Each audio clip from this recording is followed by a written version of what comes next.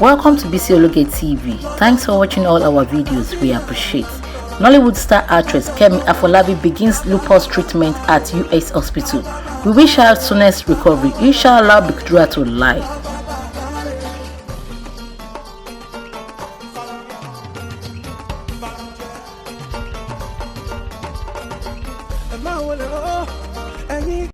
Allah, the most merciful. Fúnmi lọ́wọ́ o má jẹ́ nìkan ṣayé mi ò káyà.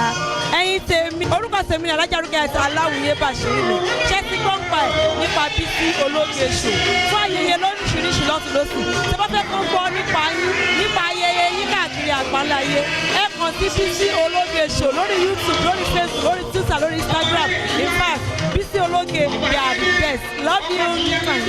Ọmọ sí bá mi fún Tọ́pẹ́ Àlàbí ní àtẹ̀wọ́ tó ní ìtumọ̀ bá mi pa àtẹ̀wọ́ tó ní ìtumọ̀ ṣe mi Tọ́pẹ́ Àlàbí you can do more better ẹ pa àtẹ̀wọ́ please put your hands together ẹ pa àtẹ̀wọ́ fún lady evangelist ṣe mi Tọ́pẹ́ Àlàbí thank you very much God bless you.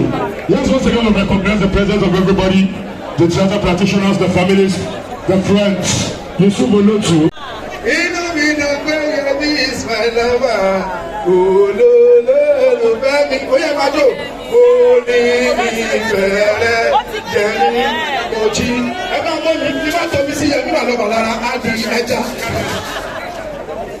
Hey, thank you so much, bros. I appreciate you. I also see my big boss here. Elenian, father. The other time when I come, Ikorodu, and we Governor Sanwo-Olu, you were there. Now I come greet your family. You are also here. Correct human being. 2023, Abuja. Hey, if not the lady, where will they go? Baba will show them. 2023, and we are sure. And I want to see your family. God bless you, sir. God bless you. And see my guy there.